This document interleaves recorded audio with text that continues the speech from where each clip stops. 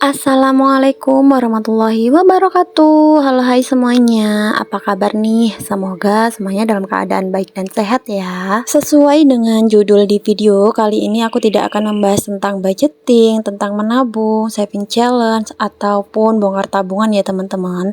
Tapi kali ini aku mau bahas tentang beberapa kebutuhan atau persiapan yang kita butuhkan atau perlu kita persiapkan saat lebaran nanti. Dari beberapa persiapan yang aku tulis atau aku jelaskan nanti itu mungkin ada beberapa atau ada satu dua gitu yang sering disepelekan atau dilupakan oleh orang-orang gitu ya. Persiapan lebaran ini menurut aku penting banget ya teman-teman, karena dari pengalaman pribadi aku sendiri itu beberapa tahun ke belakang ya, setelah aku menikah dan tidak pernah mempersiapkan lebaran secara matang, itu membuat aku dan suami aku kayak gelagapan gitu loh. Jadi sekarang aku mempersiapkan lebaran itu sematang mungkin, jauh-jauh hari sebelum lebaran atau bahkan di awal Ramadan kayak gini. Karena sudah aku pikir secara matang, makanya di awal tahun 2025 itu aku bener-bener bikin tabungan yang penting-penting banget untuk setahun atau bahkan untuk ke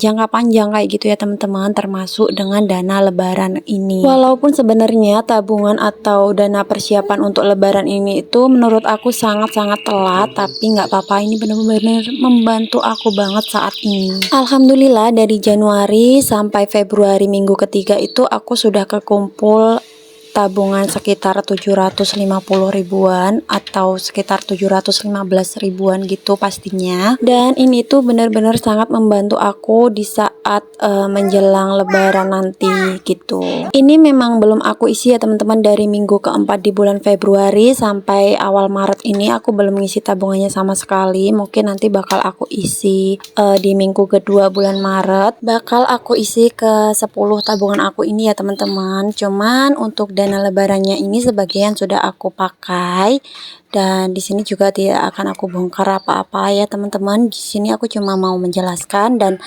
memberikan tips persiapan lebaran tahun 2025 ini yang mungkin 1 bulan lagi ya bakal kita jalankan hari raya Idul Fitri.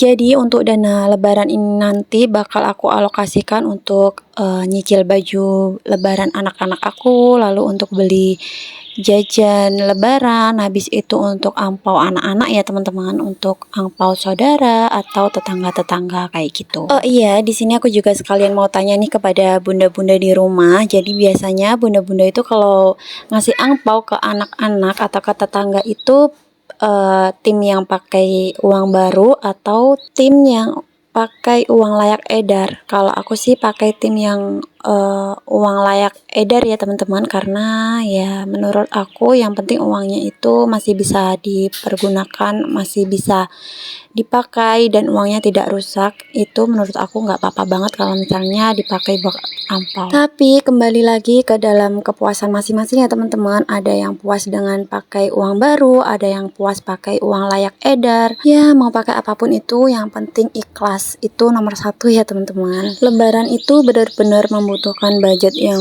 banyak ya teman-teman, apalagi kalau untuk aku yang tidak bekerja di perusahaan, suami aku juga bukan bekerja di perusahaan, dan kita tuh bener-bener nggak punya keluarga yang nggak punya THR gitu. Jadi memang bener-bener harus dipersiapkan jauh-jauh hari. Persiapan lebaran yang pertama yang menurut aku tidak bisa ditinggalkan sama sekali itu adalah jajanan lebaran ya teman-teman, atau suguhan di hari raya gitu buat isi toples. Namanya hari raya atau lebaran itu pasti identik dengan beberapa kue ya teman-teman ya, walaupun sebenarnya kita sering banget menemukan kue-kue itu di hari-hari biasa, tapi rasanya kurang enak aja kalau misalnya lebaran itu nggak ada kue itu. Nah, persiapan yang kedua itu adalah beli baju untuk anak-anak ya teman-teman. Kenapa di sini aku hanya menulis untuk anak-anak aja? Karena kan biasanya untuk orang-orang seperti aku yang tidak bekerja di perusahaan itu budget lebarannya ngepres ya teman-teman. Apalagi kalau misalnya suaminya juga bukan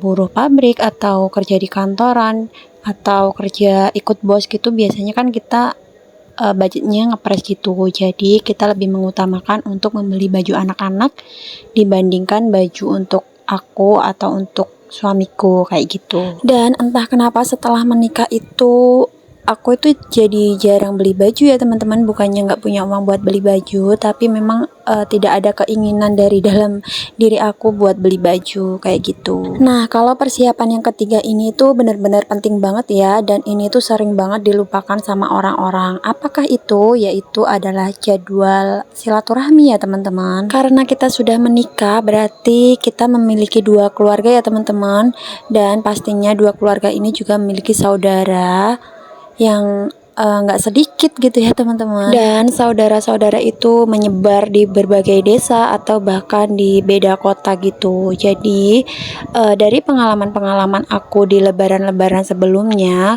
itu pasti ada satu atau dua yang terlewat kayak gitu. Makanya untuk tahun ini aku berusaha untuk agar tidak melewatkan satu saudara kayak gitu ya. Jadi untuk jadwal silaturahmi ini aku bikin hari pertama ke arah mana, hari kedua ke arah mana, sampai hari ketujuh itu ke arah mana, itu sudah aku tentuin ya teman-teman. Dan aku tulis juga nama-nama yang wajib dikunjungi agar kita itu tidak kelupaan.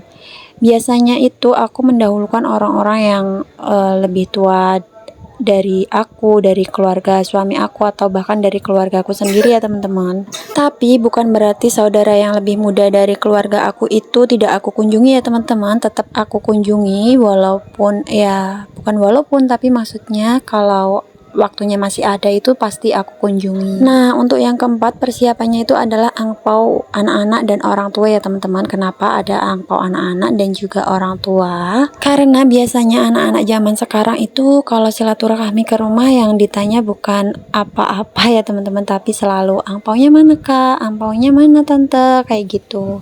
Jadi ini tuh adalah sekalian kita bersedekah secara mudah ya teman-teman, karena mereka yang mengunjungi kita kayak gitu. Kalau untuk orang tua ini menurut aku wajib ya teman-teman, karena ya kita kan sebagai anak kan juga ingin memberikan kebahagiaan juga di hari lebaran kepada orang tua ya. Tapi untuk kali ini aku tuh bener-bener budget aku ngepres untuk lebaran.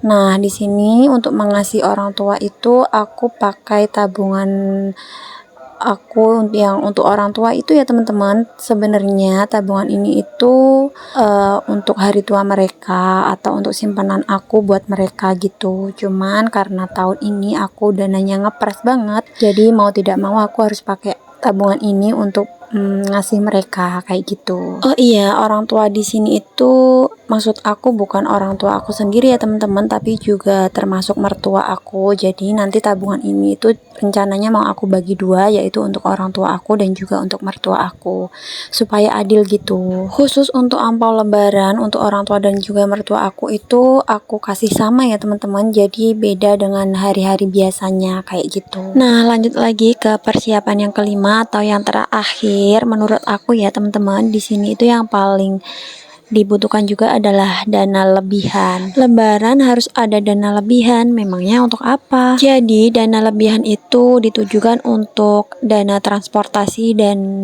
konsumsi selama kita silaturahmi ke rumah saudara-saudara ya teman-teman. Nah, kalau misalnya kita silaturahmi itu kan rumahnya nggak selalu dekat-dekat ya teman-teman, pasti itu ada yang jauh juga. Nah, di situ kita butuh yang namanya dana untuk transportasi dan juga konsumsi. Jadi, kenapa harus ada dana konsumsi juga? Karena gini ya mungkin kita sebagai orang dewasa itu tidak akan merasa lapar kalau di hari raya atau saat kita silaturahmi ke rumah saudara-saudara gitu, karena kita kan juga makan jajanan dan suguhan mereka ya teman-teman. Tapi beda cerita kalau misalnya itu adalah anak-anak kita. Di sini aku menceritakan anak-anak aku ya teman-teman. Jadi kedua anak aku itu mereka belum merasa puas atau belum merasa kenyang kalau mereka belum makan berat kayak gitu. Jadi di sini aku inisiatif buat ada dana untuk transportasi dan juga konsumsi. Lah, memang di rumah saudaranya nggak dikasih makan atau konsumsi kayak gitu. Bukan gitu ya konsepnya teman-teman. Jadi kalau misalnya kita jaraknya jauh, saudara kita rumahnya jauh, pastikan kita di jalan juga butuh yang namanya makan atau isi perut buat anak-anak terutama. Jadi pengalaman-pengalaman aku di tahun-tahun lalu itu biasanya aku pakai angpau dari anak-anak ya teman-teman, karena memang aku tidak ada persiapan buat lebaran dan aku tidak memikirkan secara matang gitu. Jadi alhasil aku memakai uang mereka yang seharusnya itu adalah hak mereka, dan itulah yang sangat-sangat aku sesali sampai saat ini. Jadi gimana nih menurut bunda-bunda atau teman-teman semuanya tentang persiapan lebaran ini? Itu menurut kalian penting atau tidak sih? Atau misalnya kalau bunda-bunda dan teman-teman semuanya itu punya pengalaman persiapan lebaran atau bahkan rekomendasi persiapan lebaran yang mungkin perlu aku pakai juga,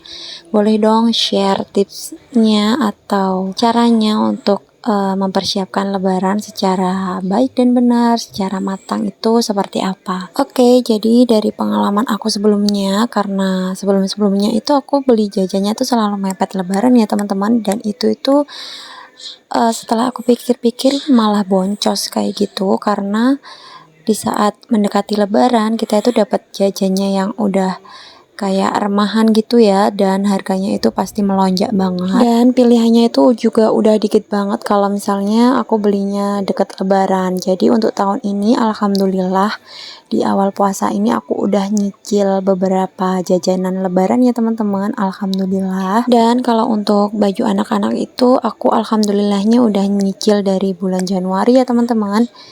Ya, karena sekalian buat kondangan juga di saudara aku, karena memang aku sengaja belinya juga untuk lebaran. Kalau untuk aku pribadi kayaknya tidak beli baju ya teman-teman, karena waktu bulan Januari kemarin itu aku juga menjahitkan kain dari saudara aku gitu. Nah, rencananya baju itu juga yang bakal aku pakai buat lebaran nanti. Namun untuk ongkos beli menjahitkan bajunya waktu itu tidak memakai uang dari dana lebaran ya teman-teman, melainkan dari tabungan di bulan Januari. Sebenarnya budget dari keuangan rumah tangga itu gampang banget ya teman-teman, yaitu tergantung dari kita sebagai bendaharanya. Tergantung pintar-pintarnya kita mengatur keuangan rumah tangga. Kalau misalnya dana yang ini kurang, kita bisa pakai dana yang satunya yang ada lebihan kayak gitu ya, kayak sistem silang gitu ya teman-teman. Jadi itu juga yang aku pakai buat sehari-hari di rumah aku. Mengingat aku dan suami aku itu tidak memiliki gaji, jadi kita berdua itu benar-benar ngandelin dari usaha kita sendiri-sendiri ya teman-teman. Jadi itu benar-benar dipresperasiin dan semuanya tuh benar-benar ngepres gitu dananya. Oke, segitu aja beberapa kebutuhan persiapan saat lebaran dari aku. Bismillah, semoga juga bermanfaat buat kalian. Semangat terus untuk kalian semua yang sedang menjalankan ibadah puasa dimanapun kalian berada, dan semangat juga buat kalian para bunda-bunda, para ibu-ibu yang sedang berjuang untuk kebutuhan Ramadan dan juga kebutuhan lebaran. Semoga kita semua diberikan kelancaran dalam mencari rezeki yang halal, yang berkah, yang barokah. Oke, segitu aja video dari aku. Semoga kita semua diberikan panjang umur supaya bisa bertemu lagi di video-video aku selanjutnya. See you semuanya. Wassalamualaikum warahmatullahi wabarakatuh. Jangan lupa like dan subscribe ya.